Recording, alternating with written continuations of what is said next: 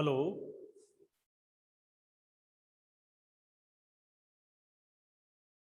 Hello, good morning student.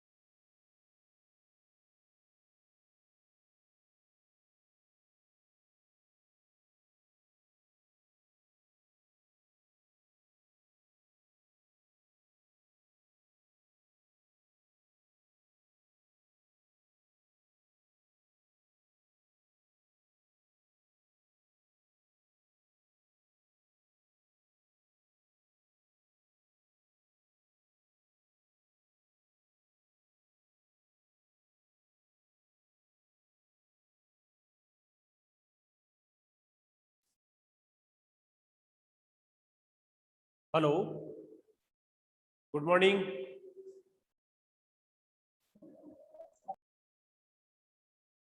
Hello. Yes sir. हाँ, अभी कोई कनेक्ट ही नहीं हुआ था, इतनी देर से मैं देख रहा था। यस। हाँ, चलो ठीक है। देखो, आज मैं तुम्हारे को कोई नया टॉपिक तो खैर नहीं बता रहा। उसको जो मैंने बताया उनको एक बार शॉर्ट के अंदर थोड़ा रिपीट करा देता हूँ, और कल से अपने क्या है 12th का सिलेबस वगैरह क्या है उसके बारे में कल मैं बताऊंगा तुम्हारे को, क्योंकि फिर स्टार्ट करें कल से। तो मैंने अब तक जो एडजस्टमेंट बताए हैं उन एडजस्टमेंट के बारे में मैं आपको शॉर्ट में थोड़ा बता देता हूँ, क्योंकि वो आपके लिए सफिशियंट है। जितना मैंने अभी बता दिया है वो सफिशियंट है। आगे फिर कोई ऐसा कोई एडजस्टमेंट आता है, कोई अगर कोई रह गया है तो उसको हम देख लेंगे। तो इसलिए हम पहले उन्हीं को रिपीट कर लेते हैं जो अब तक एडजस्टमेंट हुए हैं। ठीक है। तो अब ये जो एडजस्टमेंट मैंने बताए हैं तुम्हारे को, कौन कौन से बताए हैं। सबसे पहले मैंने बताया था आउटस्टैंडिंग एक्सपेंसेस,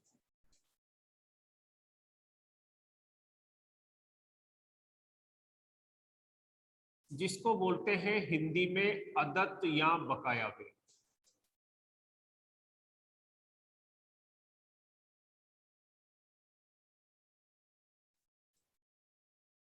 दूसरा था प्रीपेड एक्सपेंसेस,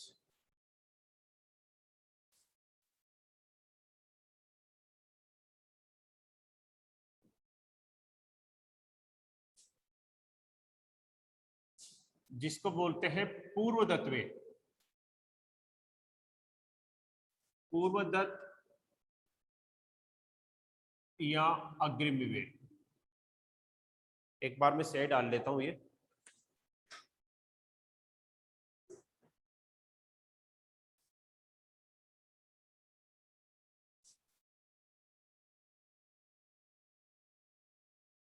और तीसरा था आपके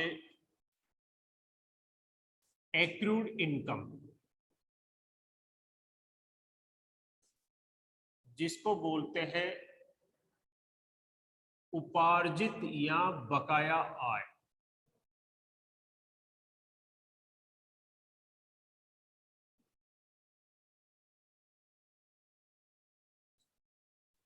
और चौथा है अनर्ड इनकम,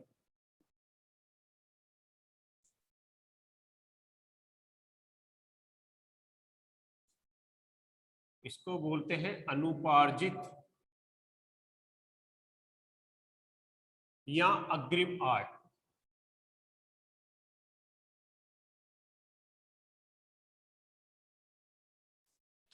देखो, ये चार एडजस्टमेंट तो आपके मेन है।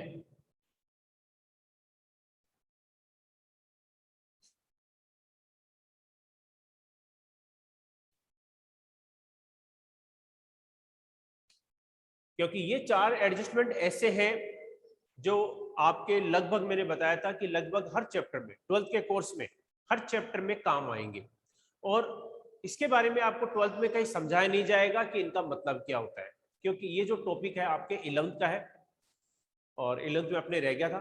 तो ये 4 एडजस्टमेंट है। पहले तो मैं सबसे पहले इन चारों के बारे में बता देता हूँ, क्योंकि मैंने डिटेल से इनको बता दिया था, फिर भी क्योंकि मेन एडजस्टमेंट है आपके और लगभग सभी में काम आएगा, इसलिए मैं एक बार फिर से रिपीट कर देता हूं।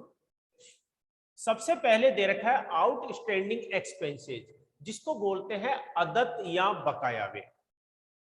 अदत या बकाया व्यय क्या होते हैं? सबसे पहले तो ये ध्यान रखो कि व्यापारी के द्वारा जो खाते तैयार किए जाते हैं वो 31 मार्च या 31 दिसंबर को बनाए जाते हैं। ठीक है, जब 31 मार्च या 31 दिसंबर को बनाए जा रहे हैं तो जिस वर्ष के खाते बनाए जाते हैं वो उसका चालू वर्ष हो गया, करंट ईयर, और वित्तीय वर्ष भी हो गया, क्योंकि वित्तीय वर्ष इसलिए है जिसको हम इंग्लिश में बोलते हैं फाइनेंशियल ईयर। वित्तीय वर्ष हम इसलिए बोलते हैं क्योंकि हम जिस वर्ष के हम खाते तैयार कर रहे हैं उस वर्ष से संबंधित आय और व्यय की मदों को ही दिखाते हैं। उस वर्ष से संबंधित मतलब जिस वर्ष के हम खाते तैयार करते हैं उस वर्ष से संबंधित आय और व्यय की मदों को ही दिखाते हैं, वो हमारा वित्तीय वर्ष होता है। जैसे हम 2020-21 को तैयार कर रहे हैं, एक मिनट,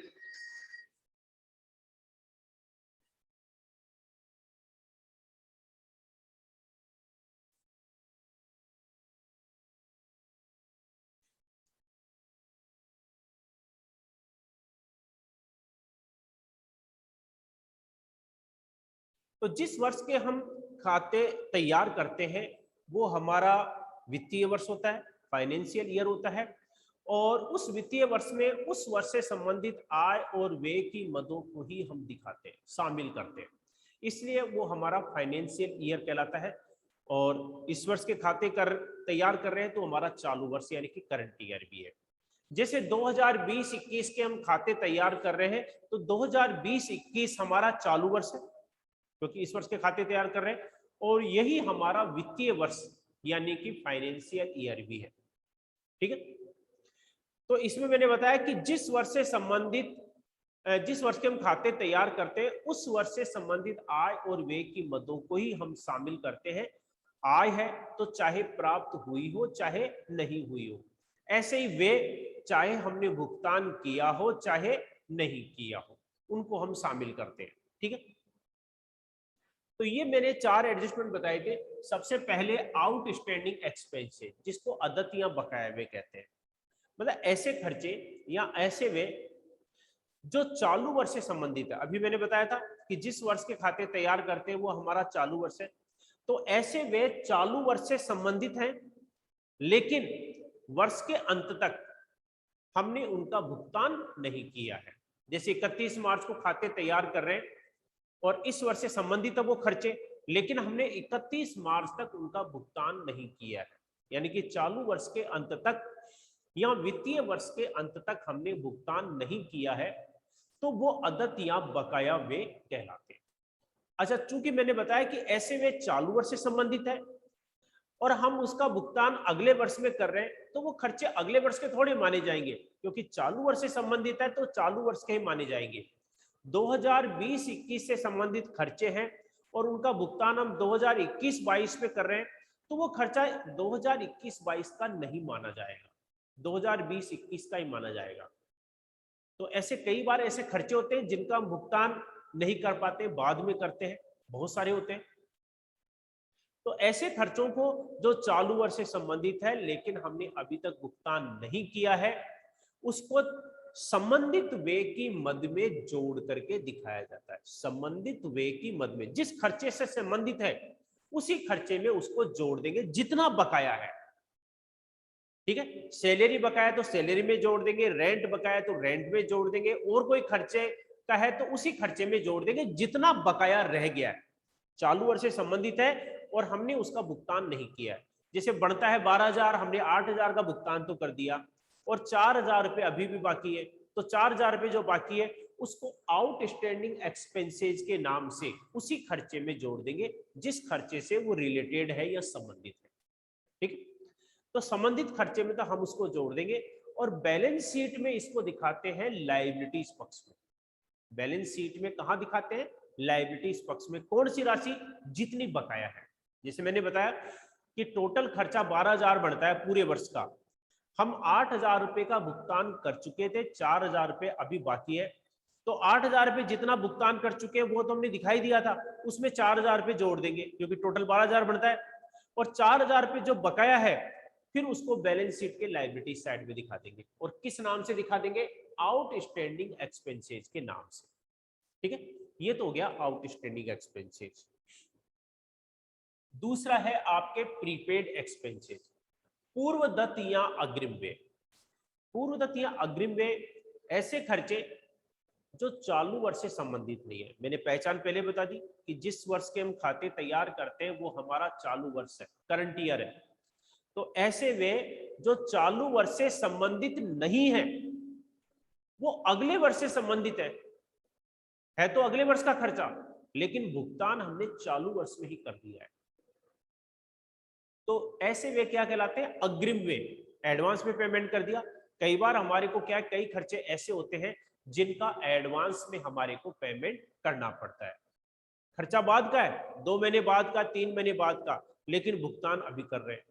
तो चूंकि ऐसे खर्चे चालू वर्ष से संबंधित नहीं है तो अगले वर्ष का, लेकिन भुगतान हमने चालू वर्ष में कर दिया है, तो ऐसे खर्चों को अगर चालू वर्ष में भुगतान कर देते हैं तो वो खर्चा चालू वर्ष का नहीं माना जाएगा, क्योंकि वो अगले वर्ष से संबंधित है। तो अगले वर्ष के खातों में दिखाएंगे, लेकिन चूंकि हम भुगतान कर चुके हैं तो इसलिए हम क्या करते हैं, जितना हमने भुगतान कर दिया है अगले वर्ष का है, अग्रिम भुगतान कर दिया है, उसको हम क्या करेंगे, संबंधित वे में से घटा करके दिखा देंगे। जितना खर्चा इस वर्ष से संबंधित नहीं है, मतलब जितना खर्चा इस वर्ष से संबंधित नहीं है उसी खर्चे को लेस करेंगे, पूरे को नहीं। जैसे मैंने बताया कि टोटल खर्चा है 12,000 बनता है। अब 12,000 है, इस वर्ष का खर्चा तो हमारा क्या है, 12,000 हमने भुगतान, 12,000 बनता है और हमने भुगतान कर दिया 15,000। तो इस वर्ष का खर्चा हमारा 12,000 बनता है, भुगतान हमने 15,000 कर दिया है, यानी कि 3,000 रुपए हमने ज्यादा भुगतान कर दिया है जो इस वर्ष का नहीं है। तो उस 3,000 रुपए को उसमें से लेस कर देंगे। तो 15,000 में से 3,000 को लेस कर देंगे, कितना बच गया? 12,000। क्योंकि चालू वर्ष का 12,000 बनता है तो 12,000 दिखाएंगे, जितना इस वर्ष से संबंधित है उतना ही दिखाएंगे। तो इसलिए उसको हम लेस कर देंगे, संबंधित व्यय की मद में से घटा करके दिखा देंगे। और बैलेंस शीट में इसको हम प्रीपेड को हम कहां दिखाते हैं? एसेट्स पक्ष में। ठीक है, पहले मैंने बड़ा डिटेल से बता दिया था, लेकिन मैं एक बार फिर से बता रहा हूं क्योंकि आपकी मेन एडजस्टमेंट है, इसलिए मैं आपको बता रहा हूं। तो प्रीपेड एक्सपेंसेज अग्रिम व्यय है, चालू वर्ष से संबंधित नहीं है। तो जितना खर्चा चालू वर्ष से संबंधित नहीं है उस खर्चे को हम क्या करते हैं, घटा करके दिखाते थे। उसी खर्चे में से घटाएंगे जिस खर्चे से रिलेटेड है, संबंधित है। और बैलेंस शीट में इसको हम दिखा देंगे एसेट्स पक्ष में। ठीक है, ये आपके एडजस्टमेंट हो गया प्रीपेड एक्सपेंसेज, पूर्व दत्त या अग्रिम व्यय। ठीक है, होता है, इसका उदाहरण भी दिया था मैंने। आप जैसे मोबाइल में आप सिम लेते हो तो उसमें क्या है, हम कॉल करने के लिए हम 2 प्रकार के प्लान लेते हैं, एक प्रीपेड होता है और एक पोस्टपेड होता है। तो प्रीपेड का मतलब यही तो होता है कि पेमेंट हम पहले कर देते हैं, सर्विस हमारे को बाद में मिलती है। अग्रिम भुगतान हो गया तो पहले पेमेंट करते हैं, इसमें भी वही है कि हम पेमेंट हम पहले कर देंगे और काम उसका हमारा बाद में, मतलब सर्विस हमारे को बाद में मिलेगी। तो ऐसे ही है, 31 मार्च को हम कोई खर्चे का भुगतान कर देते हैं, वो है तो अप्रैल और मई का खर्चा, लेकिन हम भुगतान 31 मार्च को कर रहे हैं तो वो खर्चा 31 मार्च का नहीं माना जाएगा। अप्रैल मई का खर्चा है, अप्रैल मई में दिखाएंगे, लेकिन हमने चूंकि भुगतान कर दिया इसलिए हम उसको लेस करके दिखा देंगे। ठीक है, और बैलेंस शीट के एसेट्स पक्ष में। ये हो गया आपके दूसरा एडजस्टमेंट, प्रीपेड एक्सपेंसेस, जिसको हम पूर्व दत्त या अग्रिम व्यय कहते हैं। तीसरा है आपके एक्रूड इनकम, उपार्जित या बकाया आय।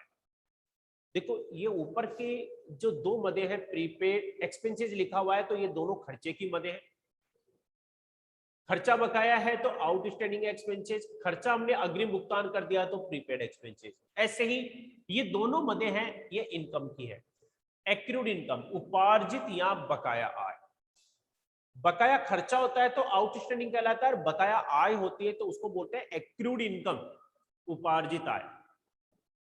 यानी ऐसी आय जो हमने अर्जित तो कर ली है, कमा ली है, मतलब काम तो कर दिया है, तो इसका मतलब है इनकम हमारे को प्राप्त होनी चाहिए, लेकिन वो आय हमारे को वर्ष के अंत तक या चालू वर्ष के अंत तक हमारे को प्राप्त नहीं हुई है, वो कहलाती है एक्रूड इनकम।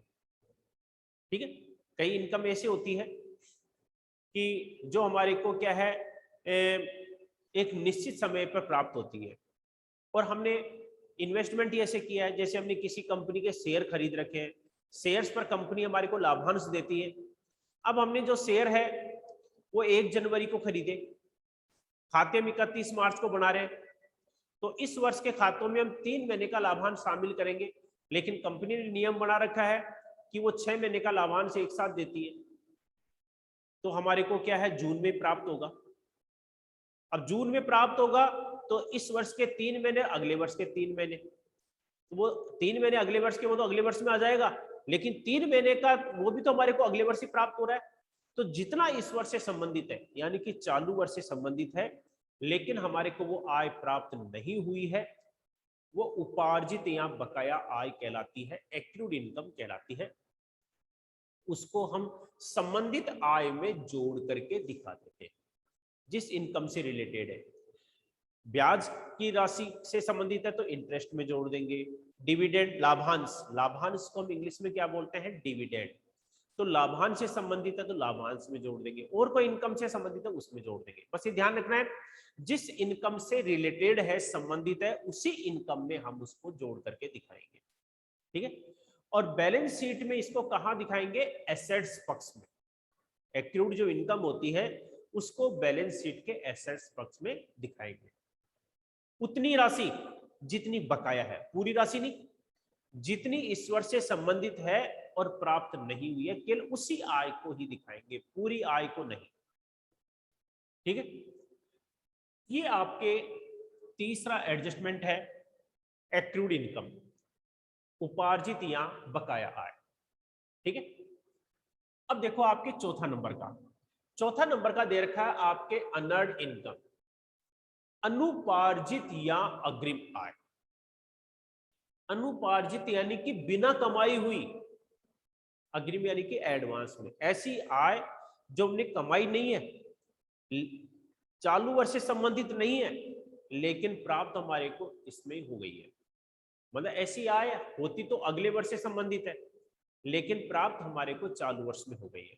तो ऐसी आय जो चालू वर्ष से संबंधित नहीं है, अगले वर्ष से संबंधित है, लेकिन प्राप्त हमारे को चालू वर्ष में ही हो गई है, या ऐसी आय को हमने चालू वर्ष में ही प्राप्त कर लिया है, तो वो कहलाती है अग्रिम आय। क्योंकि जितनी आय इस वर्ष से संबंधित नहीं है, अगले वर्ष से संबंधित है, वो अग्रिम आय हो गई। और जब चूंकि चालू वर्ष से संबंधित है ही नहीं, तो उसको हम शामिल नहीं करेंगे, क्योंकि हमारे जो लेखांकन के जो नियम है, सिद्धांत है, वो ये कहते हैं कि जिस वर्ष के खाते तैयार करते हैं, उस वर्ष से संबंधित आय और व्यय की मदों को ही शामिल किया जाना चाहिए। आय है तो चाहे प्राप्त हुई हो चाहे नहीं हुई हो, खर्चा है तो चाहे भुगतान किया हो चाहे नहीं किया हो। क्योंकि अगर हम बकाया को नहीं दिखाते हैं, अगले वर्ष की इनकम है, प्राप्त हो गई तो उसको भी इसी वर्ष में दिखा रहे हैं, तो हमारे खाते गलत माने जाएंगे। इससे क्या, हमारे को व्यापार की एक्चुअल कंडीशन का मालूम नहीं चलेगा, क्योंकि कई आय तो ऐसी होती है जो अगले वर्ष की है, हमने उसको इस वर्ष में दिखा दिया। कुछ आय ऐसी होती है जो चालू वर्ष की है, लेकिन हमने दिखाया ही नहीं। तो कभी कभी तो वर्ष ऐसा होता है, अगर ऐसा हम करेंगे तो किसी वर्ष तो हमारी इनकम है ज्यादा हो जाएगी और किसी वर्ष हमारी इनकम कम रह जाएगी, या खर्चे हैं किसी वर्ष तो हमारे बहुत ज्यादा बढ़ जाएंगे, किसी वर्ष बिल्कुल कम हो जाएंगे, कारण हम लेखांकन के नियमों और सिद्धांतों का पालन नहीं कर रहे हैं। तो लेखांकन के नियमों और सिद्धांतों के अनुसार जिस वर्ष के हम खाते तैयार करते हैं, उस वर्ष से संबंधित आय और व्यय की मदों को ही शामिल करेंगे। तो इसलिए आपके जो अनअर्न्ड इनकम है अनुपार्जित या अग्रिम आय है, इसके अंदर भी हम क्या करेंगे, ऐसे ही करेंगे। तो इसमें चालू वर्ष से संबंधित नहीं है, अगले वर्ष से संबंधित है, लेकिन प्राप्त हमारे को चालू वर्ष में ही हो गई है। तो चूंकि चाहे प्राप्त चालू वर्ष में हो गई हो, लेकिन चालू वर्ष से संबंधित है ही नहीं, जब चालू वर्ष से संबंधित नहीं है तो हम इसको चालू वर्ष में शामिल नहीं करेंगे, उसको अगले वर्ष के खातों में ही शामिल करेंगे। इसलिए उसको हम क्या करेंगे, लेस करके दिखा देंगे, संबंधित आय में से घटा करके दिखा देंगे। तो संबंधित आय में से घटा करके दिखा देंगे और बैलेंस शीट में इसको लायबिलिटीज पक्ष में दिखाएंगे। अनर्ड जो इनकम होती है, अनुपार्जित आय, उसको हम बैलेंस शीट में कहां दिखाएंगे, लायबिलिटीज पक्ष। ठीक है, तो देखो ये आउटस्टैंडिंग, अब इसमें ऐड जो है कौन कौन सी होती है, आउटस्टैंडिंग ऐड होती है और एक्रूड ऐड होती है। प्रीपेड भी लेस होती है और अनर्ड भी लेस होती है। सबसे पहले तो ये ध्यान रखो, आउटस्टैंडिंग और एक्रूड ये तो दोनों ऐड होती है, प्रीपेड और अनर्ड इन दोनों को लेस करते हैं। ठीक है, अच्छा ये जो है आपके प्रीपेड और एक्रूड, इसको तो हम बैलेंस शीट में दिखाते हैं एसेट्स पक्ष में, और आउटस्टैंडिंग और अनर्ड इसको हम दिखाते हैं बैलेंस शीट के लायबिलिटीज पक्ष में। ध्यान रखना है, आउटस्टैंडिंग एक्सपेंसेस और अनर्ड इनकम, इनको हम बैलेंस शीट के लायबिलिटी साइड में दिखाते हैं, और ये जो दोनों मदे हैं प्रीपेड एक्सपेंसेस और एक्रूड इनकम, इनको हम बैलेंस शीट के एसेट्स पक्ष में दिखाते हैं। ठीक है, बस ध्यान रखना कि बकाया है, खर्चा है तो आउटस्टैंडिंग शब्द का इस्तेमाल करते हैं, और इनकम यदि बकाया है तो एक्रूड शब्द का इस्तेमाल करते हैं। ठीक है, तो ये चार एडजस्टमेंट तो मैंने देखो ये आपको ये पहले मैंने बता दिए थे, फिर भी मैंने आपको शॉर्ट के अंदर फिर से आपको बता दिया है। तो चारों एडजस्टमेंट का ध्यान रखना है, क्योंकि ये लगभग आते हैं। आपके पार्टनरशिप आएगी, साझेदारी 12th के अंदर, कल मैं बताऊंगा तुम्हारे को भाई आपके सिलेबस में क्या क्या है, फिर उसके बाद में स्टार्ट करेंगे। तो पार्टनरशिप जो साझेदारी है, 4 चैप्टर है साझेदारी के, और साझेदारी आपके मेन है। कोर्स चाहे कितनी भी बार चेंज हुआ, साझेदारी हमेशा रही है। कोर्स चेंज होता है तो उसमें क्या अपने इलस्ट्रेशन पोर्शन वो चेंज हो जाते हैं, बस यही प्रॉब्लम। नियम तो आपके वही रहेंगे, नियमों में कोई चेंज नहीं होता, नियम वही रहते हैं। केवल क्वेश्चन आपके प्रश्न है, उदाहरण है, वो आपके चेंज हो जाते हैं, नई संख्या आ जाती है, बस यही फर्क है, और कोई फर्क नहीं है। तो उन सभी चैप्टरों में, 4 चैप्टर है, चारों चैप्टरों में ये काम आएंगे, तो बार बार आएंगे, और तुमने ये ध्यान नहीं दिया तो उनको करना मुश्किल हो, क्योंकि उसमें पार्टनरशिप कैसे क्या करते हैं उन्हीं को समझना जरूरी है, और तुमने तो ये नहीं समझे तो वो चैप्टर करना तुम्हारे लिए मुश्किल हो जाएगा। ठीक है, तो ये 4 एडजस्टमेंट तो आपके ये हो गए main adjustment, outstanding expenses, prepaid expenses, accrued income और अनअर्न्ड इनकम। ठीक है, इसके अलावा मैंने एक एडजस्टमेंट बताया था आपको डेप्रिसिएशन का।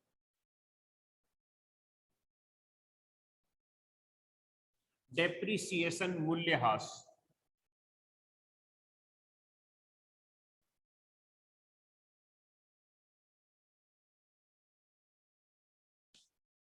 डेप्रिसिएशन मूल्यह्रास क्या होता है, 11th में मैंने तुम्हारे को वो चैप्टर भी करवा दिया था। डेप्रिसिएशन हम कैसे याद करते हैं, डेप्रिसिएशन के बारे में अपनी थ्योरी वगैरह हो गई थी उसमें, तो इसमें वो चीज का मैंने यही कहा था कि 11th में जो चैप्टर हो गए वो चैप्टर आपके पूरा कोई सा भी नहीं आएगा 12th में, लेकिन वो टॉपिक आपके जरूर काम आएगा 12th के अंदर। तो डेप्रिसिएशन है, डेप्रिसिएशन का अलग से कोई चैप्टर नहीं है, लेकिन ये डेप्रिसिएशन क्या होता है, कैसे कैलकुलेट किया जाता है, वो तो 11th में पढ़ ही चुके हैं। अब इसको 12th में जो खाते तैयार करते हैं उसमें कहाँ दिखाया जाता है, कैसे दिखाया जाता है, वो है। तो ये आपके 11th में आ चुका था। फिर शॉर्ट के अंदर मैं आपको बता देता हूँ मूल्यह्रास क्या होता है। मैंने बताया था कि व्यापार में जो संपत्तियां होती है मुख्य रूप से 2 प्रकार की होती है। एसेट्स, एसेट्स जो होती है संपत्तियां 2 प्रकार की होती है मुख्य रूप से, चालू संपत्तियां और स्थायी संपत्तियां। चालू संपत्तियां जिसको हम इंग्लिश में बोलते हैं करंट एसेट्स, और स्थायी संपत्तियां फिक्स्ड एसेट्स। ठीक है, मुख्य रूप से संपत्तियों को 2 भागों में ही बांटते हैं। चालू संपत्ति यानी कि करंट एसेट्स, और दूसरी होती है स्थायी संपत्ति, फिक्स्ड एसेट्स। ठीक है, स्थायी जो संपत्तियां होती है, फिक्स्ड एसेट्स होती है, उसको हम क्या करते हैं, दो भागों में बांटते हैं। स्थायी संपत्तियां दो प्रकार की होती है, फिक्स्ड एसेट्स। एक होती है टेंजिबल एसेट्स, मूर्त स्थायी संपत्तियां, और दूसरी होती है इंटेंजिबल एसेट्स। ठीक है, इनके बारे में मैंने बता दिया था। ठीक है, शॉर्ट में आपको बता रहा हूं। तो फिक्स्ड एसेट्स स्थायी संपत्तियां होती है, दो प्रकार की होती है, टेंजिबल और इंटेंजिबल। टेंजिबल मूर्त संपत्तियां, टेंजिबल यानी कि ऐसी संपत्तियां जो हमारे को आंखों से दिखाई देती है, जिनका एक निश्चित स्वरूप या आकार होता है, जैसे बिल्डिंग, मशीन, फर्नीचर, पंखा, ये सब चीजें आपके आसपास में है, ये सब आपको दिखाई दे रही है। इसलिए ये कौन सी होती है, tangible fixed assets. Fixed assets है लेकिन कौन सी, टेंजिबल, मूर्त, जिनका कोई स्वरूप या आकार होता है। तो ये तो हो गई आपके टेंजिबल फिक्स्ड एसेट्स। और दूसरी होती है इंटेंजिबल फिक्स्ड एसेट्स, अमूर्त स्थायी संपत्तियां। अमूर्त स्थायी संपत्तियां, इंटेंजिबल फिक्स्ड एसेट्स कौन सी होती है, वो स्थायी संपत्तियां जिनका कोई स्वरूप या आकार नहीं होता है, जो हमारे को आंखों से दिखाई नहीं देती है बल्कि महसूस कर सकते हैं। इनके बारे में मैंने बताया था, जैसे गुडविल है, पेटेंट है, ट्रेडमार्क है, कॉपीराइट है, ये चार संपत्तियां। इन्होंने तो बैलेंस शीट का फॉर्मेट बताया था, तब भी मैंने आपको बताया था। गुडविल, पेटेंट, ट्रेडमार्क, कॉपीराइट, ये इंटेंजिबल फिक्स्ड एसेट्स होती है, अमूर्त स्थायी संपत्तियां, यानी कि जिनका कोई स्वरूप या आकार नहीं होता है, जो दिखाई नहीं देती है, केवल महसूस कर सकते हैं।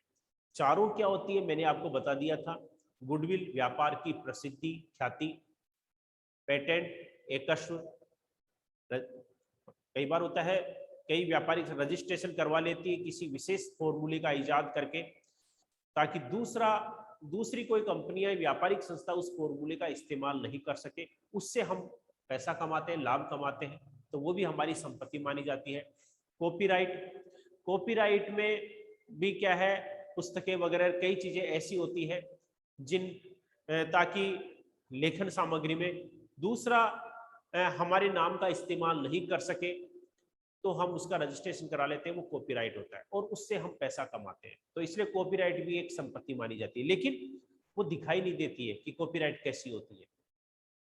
और ट्रेडमार्क, व्यापारिक चिन्ह, बड़ी बड़ी व्यापारिक संस्थाओं के कई प्रोडक्ट होते हैं, कई वस्तुएं होती है जो क्या करते हैं, तैयार करने पर उसका एक विशेष चिन्ह निर्धारित कर लेते हैं। हर चीज में आपके साबुन, तेल, कपड़े, कुछ भी देख लो, सबका एक पहचान होती है, एक चिन्ह होता है, उस चिन्ह का वो इस्तेमाल करते हैं। क्योंकि एक बार मार्केट में उसकी पहचान बढ़ जाती है तो उसका वो रजिस्ट्रेशन करा लेते हैं, ताकि उसके चिन्ह का दूसरा इस्तेमाल नहीं कर सके, क्योंकि उस ट्रेडमार्क से ही मार्केट में उनकी वस्तुओं की डिमांड होती है। तो ये भी एक संपत्ति मानी जाती है। तो इस प्रकार से ये चार संपत्तियां, गुडविल, पेटेंट, ट्रेडमार्क और कॉपीराइट, इंटेंजिबल फिक्स्ड एसेट्स कहलाती है। बस फर्क इतना ही है, टेंजिबल दिखाई देती है, इंटेंजिबल दिखाई नहीं देती है। ठीक है, ये तो मैंने बता दिया। लेकिन ये जो मूल्यह्रास है, इसके मैंने बताया था कि स्थायी संपत्तियों को हम लगातार काम में लेते हैं या उपयोग में लेते हैं। स्थायी संपत्तियों को लगातार उपयोग में लेने के कारण या काम में लेने के कारण उनके मूल्य में कमी हो जाती है, घिसावट हो जाती है। जैसे जैसे पुरानी होती जाती है, उनका मूल्य कम होता जाता है। तो उनके मूल्य में जो कमी हो गई है, वो कहलाता है डेप्रिसिएशन। स्थायी संपत्तियों को लगातार काम में लेने के कारण उनके मूल्य में जो कमी होती है, वो डेप्रिसिएशन होता है। लेकिन ऐसा जो डेप्रिसिएशन है, वो केवल टेंजिबल फिक्स्ड एसेट्स पर ही होता है, इंटेंजिबल पर नहीं, क्योंकि उनमें घिसावट नहीं होती है। टेंजिबल, जैसे मैंने बताया, बिल्डिंग, मशीन, फर्नीचर, कार, ये स्थायी संपत्तियां जिनका कोई स्वरूप या आकार होता है, जो हमारे को दिखाई देती है, केवल उन्हीं के मूल्य में कमी होती है। तो इसलिए मूल्य में कमी तो उनमें भी होती है, लेकिन डेप्रिसिएशन के नाम से कि हम टेंजिबल पर ही ज्ञात करते हैं। तो टेंजिबल फिक्स्ड एसेट्स होती है, उस पर हम डेप्रिसिएशन ज्ञात करते हैं। तो डेप्रिसिएशन हम कौन सी संपत्तियों पर, टेंजिबल पर, बिल्डिंग, मशीन, फर्नीचर, कार, ठीक है, ऐसी चीजों पर निकालते हैं। अब मूल्य में कमी कितनी हुई है ये केवल एक अनुमान होता है, क्योंकि ये फिक्स नहीं होता है, निश्चित नहीं होता है किसके मूल्य में कमी कितनी होती है, क्योंकि कुछ संपत्तियां ऐसी होती है जिनका एक जीवन काल होता है। अनुमान लगा लेते हैं कि ये संपत्ति है 10 सालों तक काम करेगी, उसके बाद में बेकार हो जाएगी। काम लायक संपत्ति तो रहती है मौजूद, खत्म नहीं होती है, ऐसे नहीं कि अदृश्य हो जाएगी, लेकिन काम लायक नहीं रहती है। मशीनें हैं, मशीनें शुरुआत में 2 साल 2-4 साल 5 साल 7 साल अच्छी काम करती है, धीरे धीरे क्या है खराब होती जाती है। एक समय ऐसा आता है फिर वो मशीन हमारे को बेचनी पड़ती है, नई खरीदनी पड़ती है, तो फिर हम उसका जीवन काल उसी के अनुसार निश्चित कर लेते हैं। जैसे मशीन 1 लाख की है और हमने अनुमान लगाया कि उस मशीन का जीवन काल 10 वर्ष है, यानी कि 10 वर्ष चलेगी, 10 वर्ष के बाद में मशीन काम नहीं करेगी। अब वो बात अलग है 1-2 साल बाद में और चल जाए, लेकिन हमारा जो अनुमान है वो 10 वर्ष का है, तो उसका जीवन काल 10 वर्ष हो गया। तो डेप्रिसिएशन कैसे याद करेंगे, उसमें जीवन काल का भाग दे देंगे मूल्य के अंदर। तो उस मशीन का मूल्य 1 लाख है, जीवन काल 10 वर्ष है, तो 10 का भाग दे देंगे। तो 1 लाख में 10 का भाग दिया तो कितने हो गए 10,000। तो हमारे अनुमान के अनुसार हर वर्ष उस मशीन के मूल्य में 10,000 की कमी हो जाती है, क्योंकि एक साथ तो उसका मूल्य कम होता ही नहीं है। ठीक है, एक मिनट।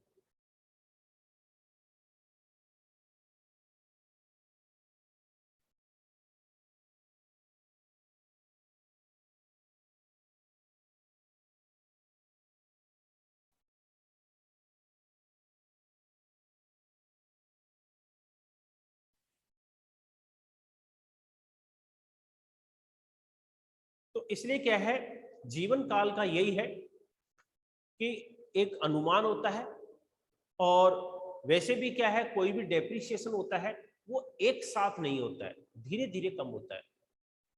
ठीक है, तो हमने जैसे मैंने बताया अभी मशीन का कि मशीन 1 लाख की है और हमने उसका जीवन काल 10 वर्ष माना है, तो 10 वर्ष से डिवाइड करने पर हर वर्ष उसके मूल्य में 10,000 की कमी मान रहे हैं, हर वर्ष 10,000 की कमी होती जा रही है। 10 वर्ष के बाद में हम ये मान लेंगे कि अब मशीन हमारे लिए बेकार है, कोई काम की नहीं है, तो मशीन का मूल्य हम शून्य मान लेते हैं। हालांकि मशीन का कुछ ना कुछ मूल्य जरूर होता है, कुछ राशि हमारे को जरूर प्राप्त होती है, लेकिन हमारे अनुसार तो उसका मशीन का मूल्य शून्य ही माना जाता है। तो जो मूल्य में कमी होती जा रही है वो डेप्रिसिएशन है। ठीक है, और डेप्रिसिएशन के लिए मैंने तुम्हारे को बता दिया कि डेप्रिसिएशन है हमेशा इस जो टेंजिबल फिक्स्ड एसेट्स होती है उन्हीं पर निकाला जाता है, इंटेंजिबल पर नहीं निकाला जाता है। अब संपत्ति के मूल्य में कमी हो गई है तो व्यापार के लिए लॉस है। संपत्ति के मूल्य में कमी होती है तो ये व्यापार के लिए क्या है, लॉस है, हानि हो गई, खर्चा हो गया। तो व्यापारी क्या करता है, इसको खर्चा मान करके, हानि मान करके अपनी लेखा पुस्तकों में दिखाता है। डेप्रिसिएशन को कहाँ दिखाता है, इसके लिए मैंने बताया था कि जो डेप्रिसिएशन होता है इसको हम फाइनल अकाउंट में सबसे पहले हम दिखाते हैं P&L account, profit and loss account में। और चूंकि खर्चा है तो प्रॉफिट एंड लॉस अकाउंट के DR साइड में दिखाएंगे, क्योंकि जितने भी खर्चे होते हैं, हानियां होती है, वो प्रॉफिट एंड लॉस अकाउंट के DR साइड में ही दिखाई जाती है। इनकम जितनी भी होती है वो प्रॉफिट एंड लॉस अकाउंट के CR साइड में दिखाई जाती है। तो डेप्रिसिएशन है ये व्यापारी के लिए लॉस है, हानि है, इसलिए इसको हम प्रॉफिट एंड लॉस अकाउंट के DR साइड में ही दिखाएंगे। ठीक है, किस नाम से दिखाएंगे, डेप्रिसिएशन के नाम से। जिस संपत्ति के मूल्य में कमी हो रही है, जैसे मशीन के मूल्य में कमी हो रही है तो हम लिख देंगे डेप्रिसिएशन ऑन मशीनरी। बिल्डिंग पर है तो डेप्रिसिएशन ऑन बिल्डिंग, जिस संपत्ति पर हो रहा है उसी संपत्ति के नाम से दिखा देंगे। तो इसको जितना डेप्रिसिएशन हो रहा है, अब कैसे ज्ञात कितना है, प्रतिशत है, जीवन काल है, ये आपको प्रश्न में दिया जाएगा। तो कभी तो जीवन काल दिया जाता है, कई बार प्रतिशत दिया जाता है। जैसे प्रश्न में दे रखा है कि मशीनरी का मूल्य 1 लाख है और हर मशीनरी पर 10% मूल्य ह्रास होता है, तो 1 लाख का 10% निकाल लेंगे। तो 1 लाख का 10% कितना हो गया, 10,000। 50,000 की है तो उसका 10% कितना हो गया, 5,000। ठीक है, तो परसेंटेज दिया जाता है या फिर जीवन काल दिया जाता है, तो दोनों में से जो भी दिया जाता है उसके अनुसार हम डेप्रिसिएशन ज्ञात कर लेते हैं। ठीक है, और डेप्रिसिएशन ज्ञात करने के 2 मेथड हम 11th में पढ़े थे, क्रमागत और स्थायी विधि। स्थायी विधि में डेप्रिसिएशन की राशि हर वर्ष समान होती है, और क्रमागत विधि में क्या होता है, जैसे जैसे संपत्ति का मूल्य कम होता जाता है उस डेप्रिसिएशन की राशि भी धीरे धीरे घटती जाती है, यानी कि घटे हुए मूल्य पर। जैसे मैंने बताया कि अगर क्रमागत विधि है और मशीन का मूल्य 1 लाख है, ठीक है, मशीन का जो मूल्य है वो मान लो 1 लाख है, और प्रश्न में दे रखा है कि 10% डेप्रिसिएशन है वो आपको ज्ञात करना है। तो पहले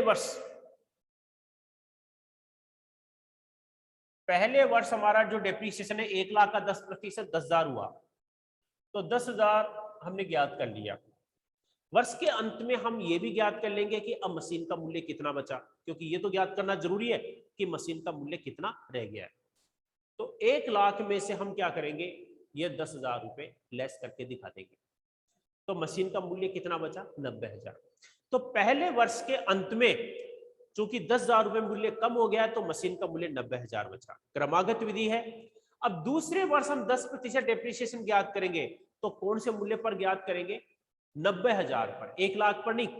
क्रमागत विधि में ही होता है, क्योंकि जैसे जैसे मूल्य कम होता जाता है उसके घटे हुए मूल्य पर ही डेप्रिसिएशन ज्ञात किया जाता है। तो दूसरे वर्ष हम 90,000 का 10% है वो हम ज्ञात करेंगे, ठीक है। तो उस 90,000 का 10% है वो आपके कितना हो जाएगा, 9,000 रुपए। तो 9,000 रुपए जो डेप्रिसिएशन हो जाएगा, तो दूसरे वर्ष हम क्या करेंगे, डेप्रिसिएशन है वो कितना दिखाएंगे, 9,000 रुपए दिखाएंगे, ठीक है। अब 9,000 रुपए घटा देंगे 90,000 में से, तो मशीन का मूल्य कितना बचा, 81,000। तो तीसरे वर्ष डेप्रिसिएशन जो ज्ञात करेंगे 81,000 पर निकालेंगे 10%, ठीक है। यानी कि जैसे जैसे संपत्ति का मूल्य कम होता जाता है, डेप्रिसिएशन भी उसके घटे हुए मूल्य पर ही ज्ञात किया जाता है। ये कौन सी विधि कहलाती है, क्रमागत विधि, ठीक है। 11th क्लास में जो चैप्टर करवाया था उसके अंदर आपके था। तो मेथड कौन सा है ये आपको प्रश्न में दिया जाएगा, इस मेथड से करना है। तो हम डेप्रिसिएशन ज्ञात कर लेंगे। तो डेप्रिसिएशन ज्ञात करके हम सबसे पहले तो हम क्या करेंगे, उसको दिखा देंगे और इसके P&L में, और फिर बैलेंस शीट में हम क्या करेंगे, उसको संबंधित संपत्ति में से घटा करके दिखा देंगे। बैलेंस शीट में कहां दिखा देंगे, संपत्ति के मूल्य में से घटा करके दिखा देंगे, ठीक है। तो आज आपके लिए बस इतना ही है। अगर तुम चाहो तो आगे वाला थोड़ा सा मैं बता दूंगा कल, नहीं तो फिर कल का यहाँ थोड़ा सा बता करके फिर 12th का सिलेबस में तुम्हारे को बता दूंगा, ठीक है। तो आज के लिए हम इतना ही करते हैं इसमें।